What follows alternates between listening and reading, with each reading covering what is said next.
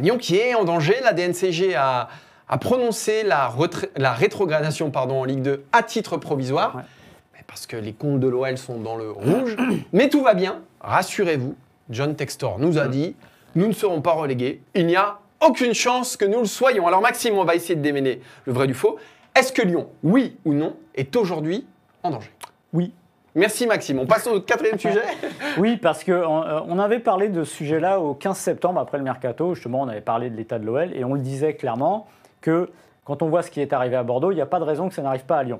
Alors, ok, c'est pas exactement les mêmes situations, sauf que le point commun entre les deux, c'est qu'il y a des trous dans les budgets et qu'à un moment, quels que soient les actifs, etc., quand on vous dit qu'il y a entre 100 millions et 200 millions de trous, non pas de dettes, mais pour finir la saison, c'est qu'il y a quand même un gros problème. Pour une fois, on peut se féliciter d'une chose, c'est que la DNCG, qu'on appelle le gendarme financier, n'a pas acté comme la police municipale. En gros, c'est que cette fois, il l'avait préparé celle-ci. Non, mais ils ont sorti un peu les dents et montré que là, on arrête de rire. Parce qu'il faut savoir que la DNCG et l'OL de Textor, il y avait eu des premières menaces l'année dernière avant la saison. Après, ils avaient donné feu vert à l'hiver. Pourquoi? On n'en sait rien. Pour revenir en arrière maintenant et se dire « Oh là, attention, ça va pas ». Donc la DNCG, dès le début, aurait dû un peu serrer la vis.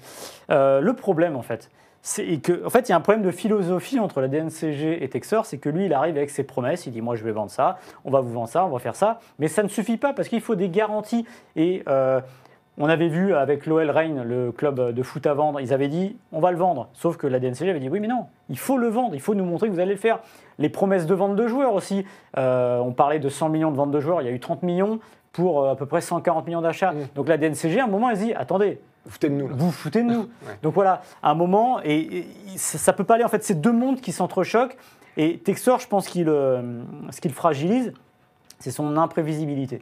C'est-à-dire que c'est quelqu'un d'imprévisible. Donc ça ne rassure pas vraiment la DNCG parce qu'il dit « Oui, mais il y a le groupe Eagle. Ok, on a plusieurs groupes, c'est la multipropriété, donc on peut prendre l'argent d'ici pour la mettre là. » Le problème, c'est que tant qu'il n'apporte pas la preuve qu'il va le faire, la DNCG dit « Bah non. » Et c'est pour ça, en fait, ils leur mettent une épée de Damoclès pour dire « Là, si vous ne le faites pas, on punira. » Et le problème, c'est que... la DNCG leur dit en fait arrêtez de nous balader. Parce qu'ils parlent vendre des joueurs. Ok, mais ça, c'est du sable. On ne sait pas s'ils vont vendre, on ne sait pas qui, on ne sait pas pour combien, et on sait pertinemment que quand un club a besoin de vendre, ce n'est pas le moment où il les vend le plus cher.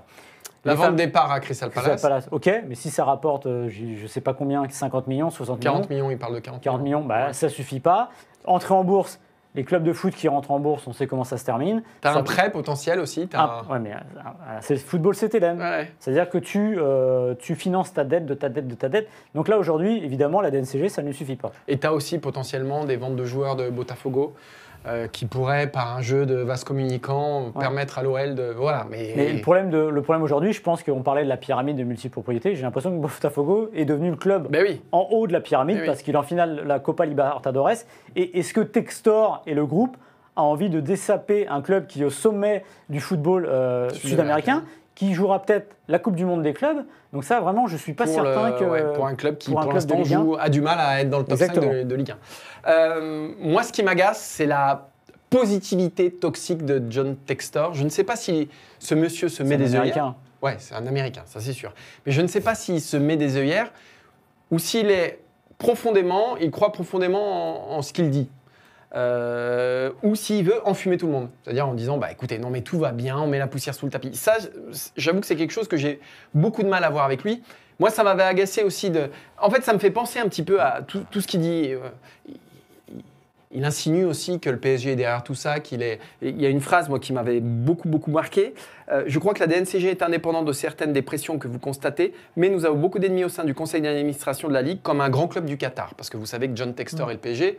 c'est pas l'amour fou. Donc, voilà, à demi-mot, il dit que la DNCG est un peu sous influence parisienne. Mais ça me fait penser au Brésil quand il disait que l'arbitrage était aussi sous influence. C'est-à-dire qu'à un moment, il faut juste qu'il affronte ses responsabilités. Et de la même façon qu'il fait des promesses à tout le monde, à un moment, il faut du sonnant et du trébuchant pour John Textor.